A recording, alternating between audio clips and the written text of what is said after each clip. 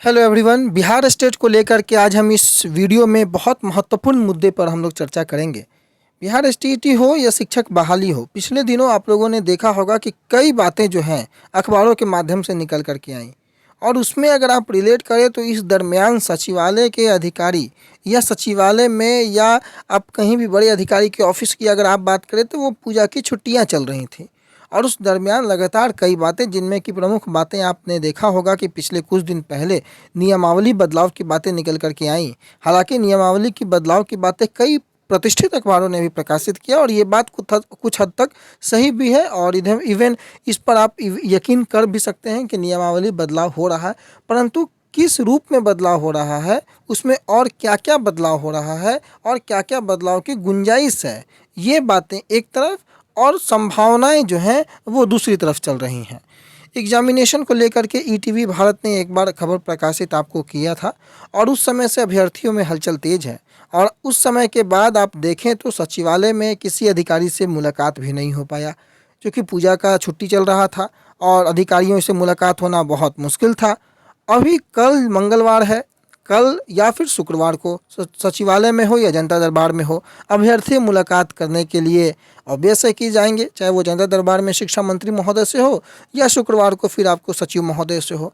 तो वहाँ तो इनका प्रश्न जो होगा, अपने कन्फ्यूजन को ये लोग जरूर रखेंगे। परंतु उसके साथ ही साथ कहीं ना कहीं आप कल या परसों के अखबार में देखे होंगे कि इंटरव्यू को लेकर के भी बातें चल रही थी।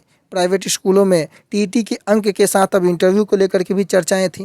कैंडिडेटों का अब सवाल है कि क्या 7th फेज में भी इंटरव्यू की बातें होंगी, क्या 7th फेज में भी टीईटी के अंकों को जोड़ने की बातें होंगी। सबसे पहले मैं आपको ये बात बता दूं कि ये भले ही ये कुछ अगर ईटीवी भारत या कुछ अखबारों को छोड़ दिया जाए तो ऑफिशियल न्यूज अभी तक ऐसी कोई नहीं है। ये बात आप लोग बिल्कुल समझें कि ये ऑफिशियल न्यूज़ नहीं है।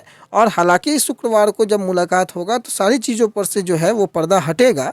सचिव महोदय से स्वतः इन सभी बातों को लेकर के जिक्र किया जाएगा और सारी बातें स्थिति साफ होंगी।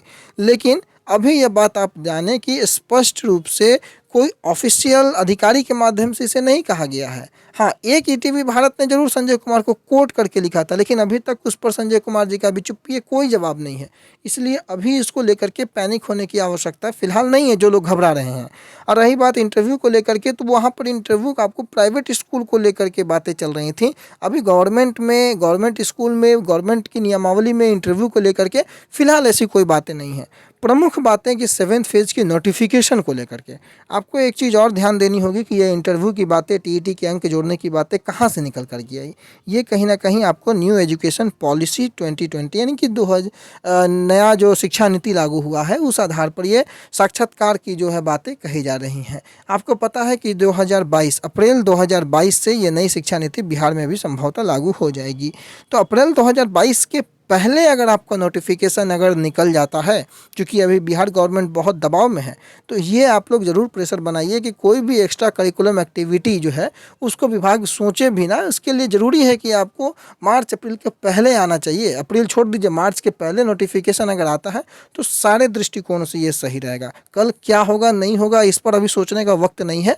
फिलहाल जो है ये वक्त है कि जिस प्रकार से सचिव महोदय ने जनवरी फरवरी की बातें कही हैं आपको कि नोटिफिकेशन आ जाएगा, आप समझें कि उसको आपको मार्च के पहले आ जाए, वो ज़्यादा बेटर है, हर दृष्टिकोण से बेटर है। न्यू एजुकेशन पॉलिसी विभाग लागू करेगा, किस पर लागू करेगा, 19 वाले पर लागू करेगा नहीं करेगा, ये विभाग का मसला है। ये इस पर सोचने की आवश्यकता फिलहाल नहीं है, क्योंकि ऐसी कोई भी बातें निकल करके नहीं आई हैं अभी तक, तो इस पर कोई चर्चा होनी भी नहीं चाहिए।